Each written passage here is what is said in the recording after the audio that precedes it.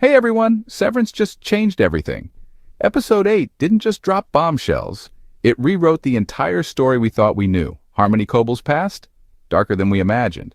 The Severance procedure? It might not be James Egan's creation after all. And Cold Harbor? It's more connected to Lumon's highest ranks than we ever suspected. Sweet Vitriol isn't just revealing secrets, it's rewriting history. And trust me, you don't want to miss this breakdown. If you're new to the channel, hit subscribe, and I made an episode 7 breakdown. Link in the description. Go check that out. Okay, let's dive in. Returning to Salt's Neck, the remote town she once called home, Cobel reconnects with Hampton, an old childhood friend from her days working in the Lumon ether factory. Salt's Neck is a former Lumon company town, now a decaying remnant of corporate abandonment, where ether addiction has ravaged the community. This setting reinforces the long-term consequences of Lumon's unchecked influence and exploitation. Hampton hesitantly agrees to drive her to see someone named Sissy. But here's the kicker. Sissy isn't just an old acquaintance. She's Harmony's aunt, and she's still fiercely loyal to Lumon.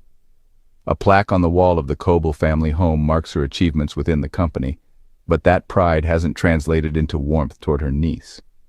The tension is thick, old wounds surface, and when the topic of Harmony's mother comes up, things get even darker. Harmony accuses Sissy of ending her mother's suffering by removing her ventilator, an accusation that doesn't seem entirely unfounded.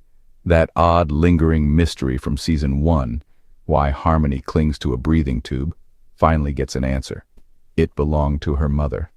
Her mother suffered from a respiratory condition, possibly linked to the ether addiction plaguing Salt's Neck. Confined to bed and dependent on a ventilator, she became Sissy's responsibility. Harmony, away at school, never got the chance to say goodbye before her mother's life was cut short. In a heartbreaking moment, Harmony finds the key to her mother's locked room, attaches the breathing tube to the old ventilator, and lies down on the bed, letting the sound of the machine mask her sobs. It's one of the most gut-wrenching moments of the season so far. Another huge revelation. Harmony was once part of the Wintertide Fellowship, the same program Miss Huang is currently navigating under Milchick's watchful eye. Sissy offhandedly confirms it, but the real proof comes when Harmony finds an old Annual Reminiscences book from her time at the Myrtle Egan School for Girls. This raises a major question. Is Wintertide a grooming program for Lumon leadership? If the Fellowship is a stepping stone to high-ranking positions within Lumon, then Miss Huang isn't just being trained for a promotion. She's being conditioned for something bigger. And Harmony, she was once on the same path, meaning her loyalty to Lumon runs even deeper than we thought. But here's the biggest twist yet. For years, we've been led to believe that James Egan was the mastermind behind the Severance procedure. But the truth? It was Harmony all along. During an ether-fueled epiphany, she realizes where to find the item she's been searching for, a hidden compartment in her Wintertide Fellowship Award. Inside, she discovers an old notebook, one filled with her original designs for the Severance procedure, blueprints, supporting concepts, even the base code for the Severance chip itself. The overtime contingency, the Glasgow block, all of it, her work. This completely shifts our understanding of Harmony's role within Lumon. If she was the true architect of Severance, then her connection to the company is even more personal than we realized. She confronts Sissy with the evidence, only for her aunt to try and burn it. Harmony stops her just in time. The question now is, what will she do with this knowledge? Is she out to destroy Lumon, or reclaim her place at the top? The episode doesn't fully decode Cold Harbor, but it drops a significant clue. Harmony grew up in an icy, coastal town. If she created the Severance procedure, she may have also played a role in the development of Cold Harbor's test rooms. That would mean she's not just a former executive.